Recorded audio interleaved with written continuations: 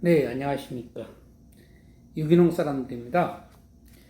네, 오늘은 양파 재배 요점에 대해서 말씀드리겠습니다. 양파를 보통 관행적으로 농사 짓는 분들은, 최고 다수확하신 분들은 보편적으로 한 25kg에서 30kg 정도 생산합니다.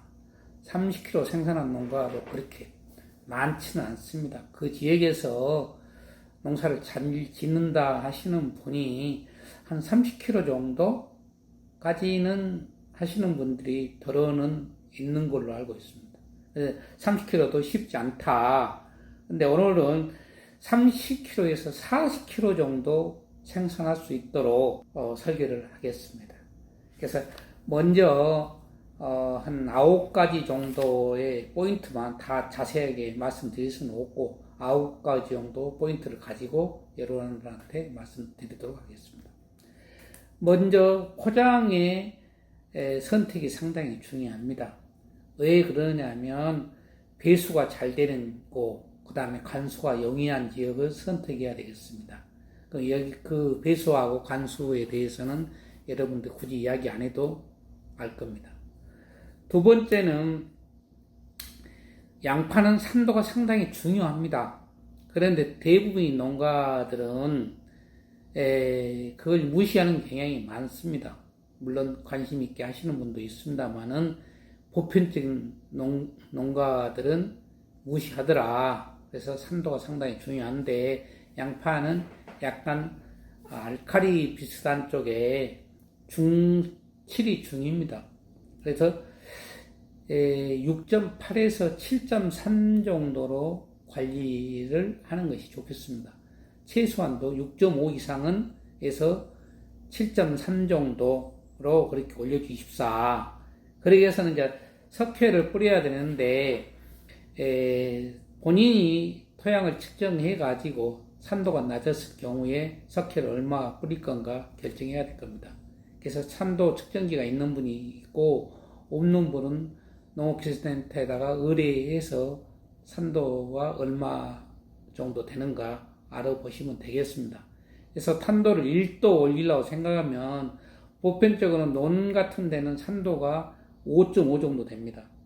1도를 올리려면 6.5 정도까지 올리려면 최소한 1도를 올려야 되는데 1도를 올리려면 생석회는 6포, 고토 석회는 9포 반 정도를 뿌려야 되고 석회를 뿌리고 나서 45일 정도 후에 중화작용이 됩니다. 그래서 석회는 최소한도 한 40일 전에 뿌려주십사 것을 당부드립니다. 보통 양파는 생육 최저 온도가 4도에서 33도 정도 범위인 걸로 알고 있습니다. 4도 이하로는 내려가시면 안 되겠습니다. 최소한도에. 파종 같은 경우에 파종이 너무 빠르면 분구가 될 확률이 높고요. 추대가 많이 발생합니다. 그래서 파종 시기가 상당히 중요하겠습니다. 그 다음에 파종 시에 종자에다가 바이오 헬스나 그린 아그로 믹스라고 트리코마 여기 있습니다. 트리코마 하지lum이라는 미생물제가 있습니다. 이런 미생물을 침지해서 분지 처리해서 파종하면 잎꽃병이나 밝은 효과가 확실하게 차이가 납니다. 그래서 파종 시에 바이오 헬스나 그린 아그로 믹스를 분지 처리해서 파종하시면 상당히 도움이 된다. 묘상에서 잎꽃병이나 뜬목, 그 다음에 곰팡이성을 확실히 잡을 수 있고 밝은 효과도 할 수 있는데 이것은 양파만 해당되는 것이 아니라 모자리에 상당히 많이 활용하고 있습니다. 다섯 번째는 팁입니다. 양파는 상당히 다비성 작물입니다. 비료를 많이 먹는다 그런 이야기예요. 그래서 비료를 많이 상당히 뿌려야 되는데 유기질 비료는 최소한도 2주 내지 3주 전에 뿌리는 것이 좋겠습니다.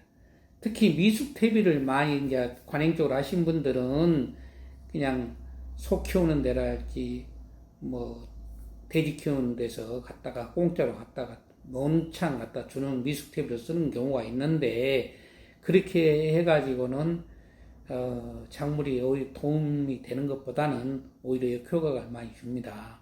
그래서 미숙탭을 쓰는 것은 자제해야 됩니다. 그래서 미숙탭으로서 와서 이제 또 죽는 경우도 많이 있고, 염류 때문에 문제가 되는 경우도 있고, 여러 가지 장애를 발생할 수 있습니다. 특히 고자리파리 같은 것이 또 많이 발생할 수도 있습니다.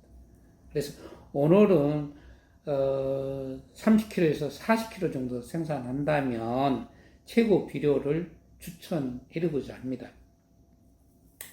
여기 이제 보시면 광어 플러스라고 어분이 60%, 골분이 20% 들어가는 광어 플러스를 여러분들한테 추천합니다.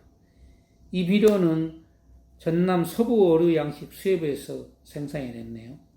이 비료는 뭐 어분이 60%, 골분이 20% 정도 들어가 있기 때문에 굳이 말 안 해도 많은 시비량이 안 와도 충분한 효과를 낼 수 있습니다. 또 완효성 비료이기 때문에 늦게까지 비분을 발휘합니다. 근데 축분 같은 경우는 보름 내지 한 달 보름 이상을 안 갑니다. 그래서 화학비료로 농사를 지기 때문에 양파가 보관성이 떨어지고 썩는 일이 많습니다.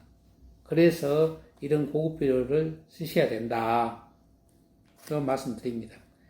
이 비료는 100평에 3포에서 5포 정도 쓰면 상당히 좋습니다. 물론 돈 때문에 한 3포 쓰는 농가도 있고 5포 쓰는 농가가 있는데 5포 쓰면 추비를 좀 덜 할 수도 있고 안 할 수도 있습니다. 그래서 5포 정도 시비를 하면 생산량이 늦게까지 비료를 발휘할 수 있기 때문에 5포 정도를 해주면 상당히 도움이 된다. 그리고 수확량도 보장이 된다. 광어 플러스는 유기재배 하는 농가는 5포에서 6포 정도 시비를 하시면 되겠습니다. 화학비료는 예를 들어서 광어 플러스를 많이 뿌리면 굳이 뭐 화학비료 쓸 필요 없겠죠. 그러나 화학비료를 아까처럼 얘기했지만 유기재배 하는 경우는 한 6포 정도 쓰시면 되는데, 그렇지 않는 경우는 화학비료 쓰는데, 이제 관행으로 하신 분들은 탭이 쓰고 유박비료 쓰고 원예비료를 주로 많이 씁니다.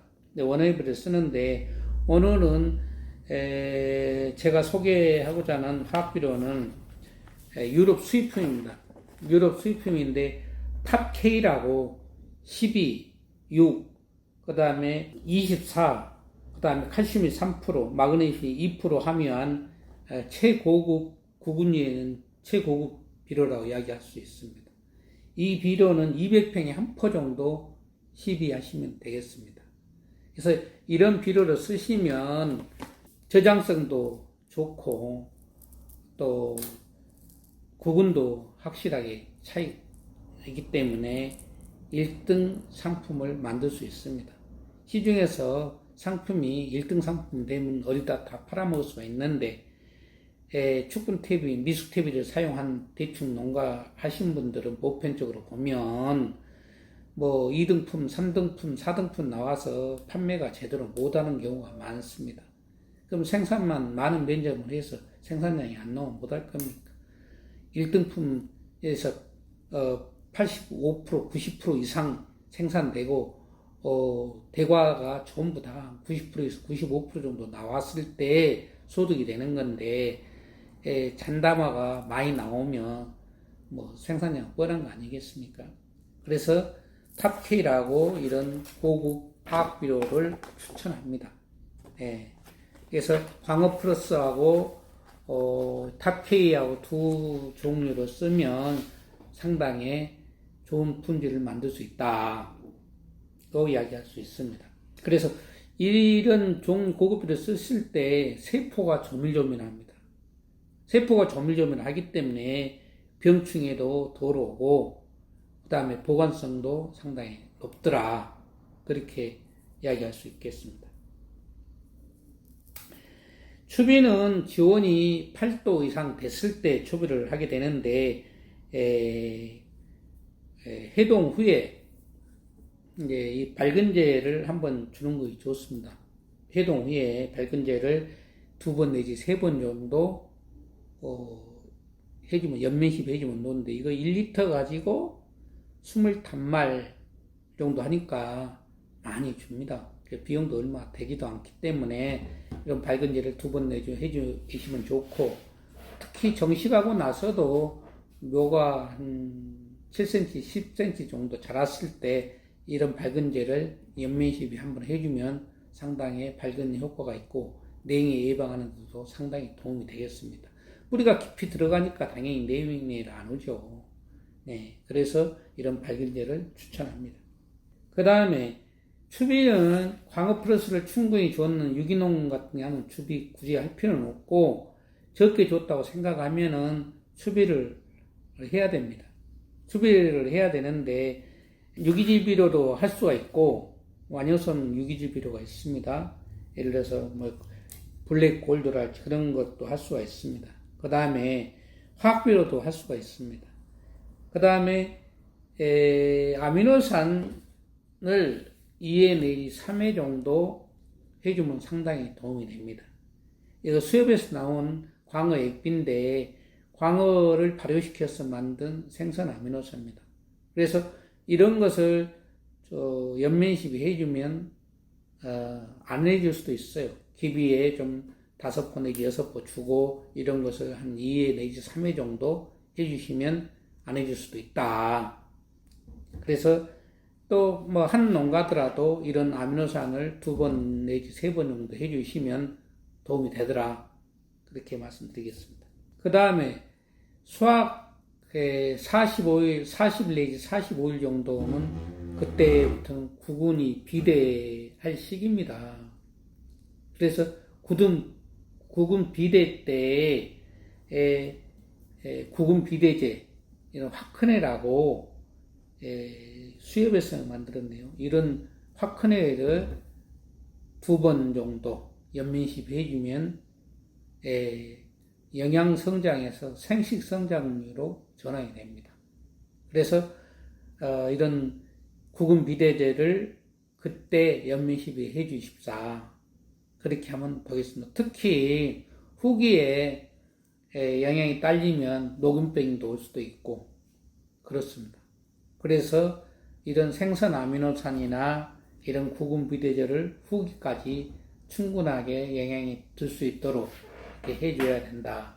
이게 축본 쓰는 경우에는 비군이 오래까지 안 가요. 그래서 요소나 이런 화학비를 많이 주다 보니까 질소 성분이 너무 과다하게 나와가지고 곰팡이성이나 그 다음에 녹균병이나 이런 것들이 많이 오고 저장성도 떨어지게 되는 것입니다.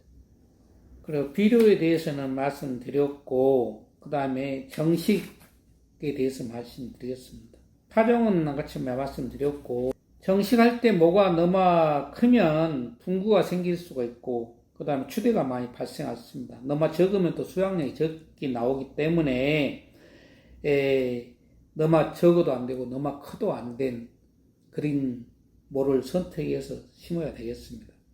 또 심는 시기도 중부지방에서는 10월 20일경부터 심기 시작하는데 밑으로 남쪽으로 내려가면서 조금씩 날짜가 더 늦게 심게 되겠습니다. 그래서 그 지방에 맞게끔 정식을 해주십사 당부드립니다. 정식할 때도 모종에다가 바이오 헬스나 그린 아그로미스 이런 트리코말 이런 제재를 밝은제에다가 침지해서 심으면 곰팡이성이나 밝은 효과가 확실하게 차이가 많이 나더라. 그래서 추천합니다. 그 다음에 정식하고 나서 반드시 물을 줘야 됩니다. 간수를 해줘야 뿌리 내림이 잘 되더라. 그래서 물을 꼭 주십사. 네, 말씀드리겠습니다. 파종 후에도 아까쯤에 이야기했습니다만은 7cm 내지 8cm 자랐을 때 이런 밝은제를 연면시비 해주면 도움이 된다고 말씀드렸고, 양파는 물을 상당히 또 좋아합니다. 또 싫어하기도 하고, 그래서 물을 한겨울에도 너무 건조하면 물을 줘야 됩니다. 따뜻한 날을 택해서 낮 한 11시, 12시에 줬다가 일찌감치 물을 빼서 오후에 좀 따뜻하게 해서 관수를 처리를 해야 되겠습니다. 그 다음에 특히 구근 비대제는 뭐 4월달, 5월달 이럴 때는 구근 비대제가 이제 될 때, 이때 양분 요구량도 많지만 수분 요구량도 상당히 많습니다. 그래서 그때 비닐멀칭으로 스프링클러로 해서는 한계가 있습니다. 그래서 고랑에다가 물을 댑니다. 대고 한 7, 80% 두둑에 물이 찰 때까지 댔다가 빼기를 한 7일에서 8일 간격으로 한 서너 번 정도 이렇게 해주시면 효과가 상당히 좋습니다.